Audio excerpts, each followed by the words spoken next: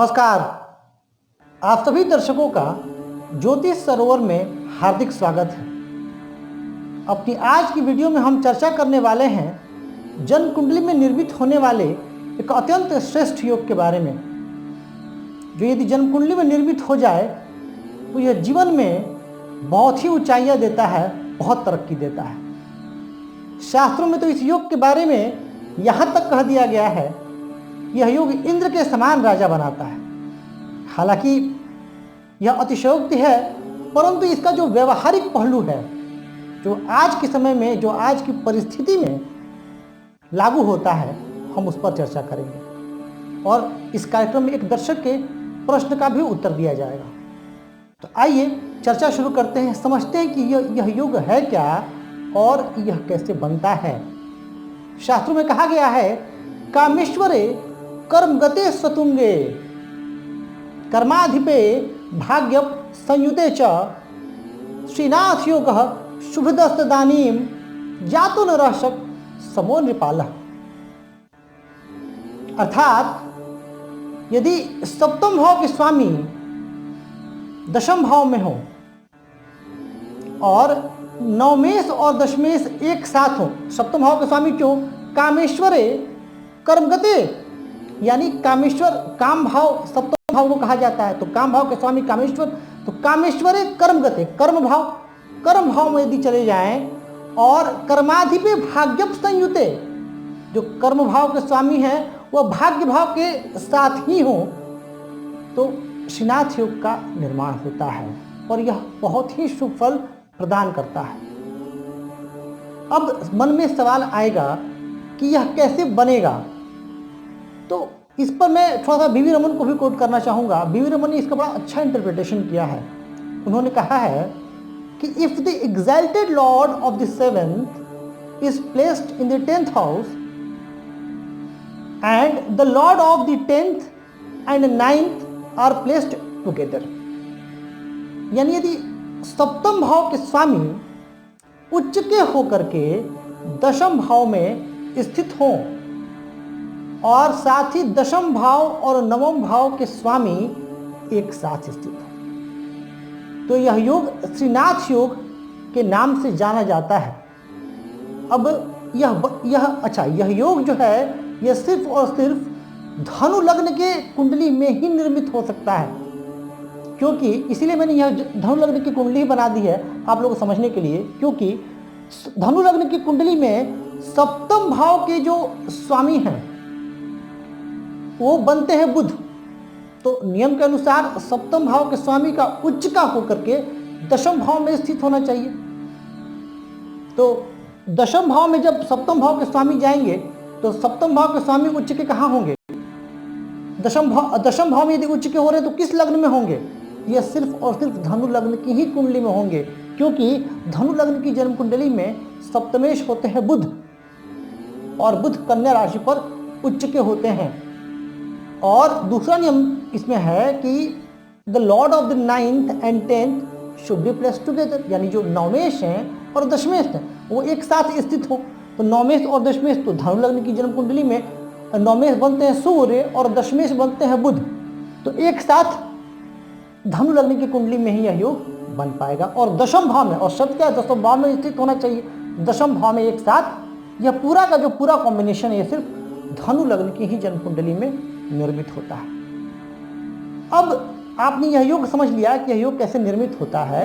अब हम इसको जानते हैं कि इस योग का इतना अच्छा फल क्यों बताया गया है, ऐसा क्यों कहा गया है कि इंद्र के समान राजा होगा, और इतनी भूरी भूरी प्रशंसा और इतनी महिमा क्यों, हम इस पर एक चर्चा करते हैं। तो देखिए, जन्म कुंडली में सप्तम भाव एक केंद्र, दशम भाव सर्वाधिक बली केंद्र, क्योंकि इसमें दशम भाव भी इंक्लूडेड है तो उसकी भी चर्चा करेंगे हम, और नवम भाव एक त्रिकोण और भाग्य भाव धर्म भाव। तो जातक के जीवन में, किसी भी व्यक्ति के जीवन में क्या चाहिए होता है?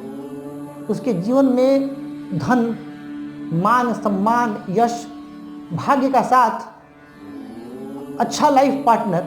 तो जब 7th हाउस, 7वां घर जब अच्छी स्थिति में होगा तो जाहिर सी बात है कि लाइफ पार्टनर आपको जीवन में अच्छा मिलने वाला है। आप स्त्री हो या पुरुष, किसी की कुंडली में भी यह योग लग सकता है, हालांकि यह योग रेयर है। दूसरी बात, नवम भाव और दशम भाव का संबंध बना दशम भाव में ही, तो यह एक राजयोग है। राजयोगों की श्रृंखला में भी मैं इस पर चर्चा कर चुका हूँ आप लोगों से कि जब नवमेश और दशमेश की युति होती है तो श्रेष्ठ राजयोग।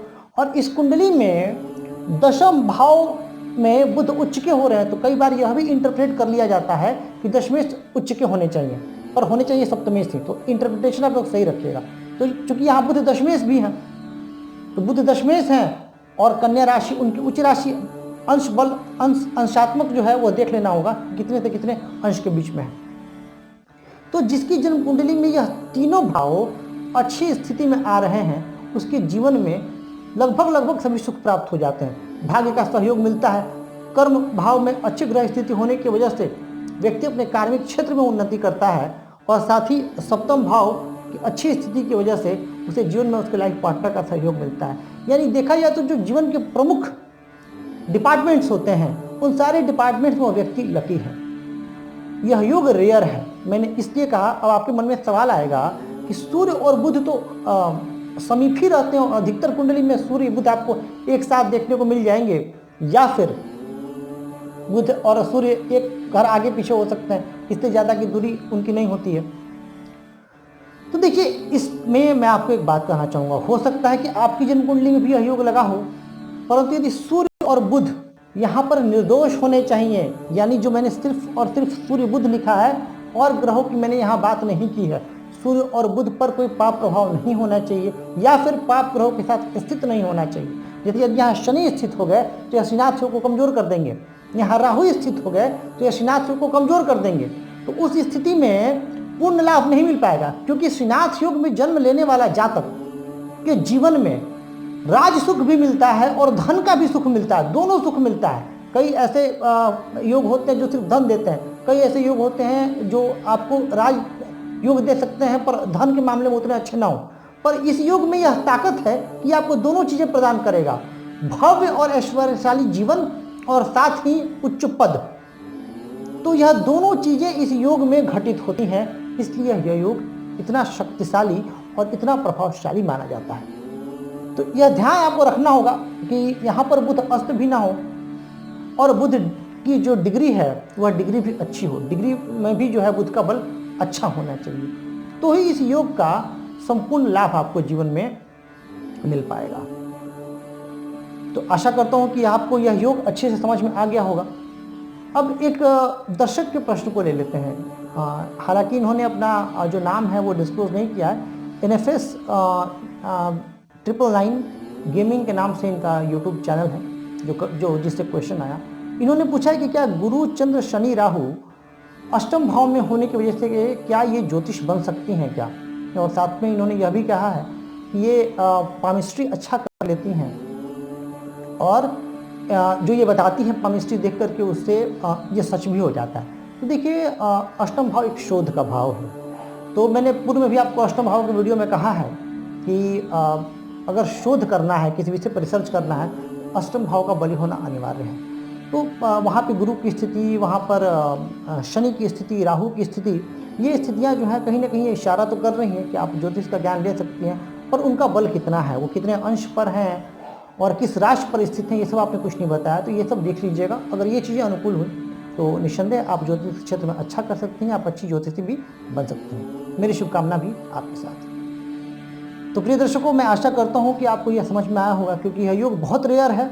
अच्छा, इसमें एक और बता दूँ कि यहाँ पर आपको कुछ पुस्तकों में बुध और शुक्र की स्थिति से इस योग को बताया गया है, परंतु सबसे ऑथेंटिक जो मैंने बताया आपको, जो शास्त्रों से उद्धृत जो मैंने आपको नियम बताए, और खुद बीवी रमन जी भी इसको मानते हैं, इस सिद्धांत को मैं आपके सम्मुख लेकर के आया। आज के बस इतना ही। इसी तरह चैनल को लाइक, सब्सक्राइब और शेयर करके हम अपना प्यार और स्नेह देते रहें। नमस्कार।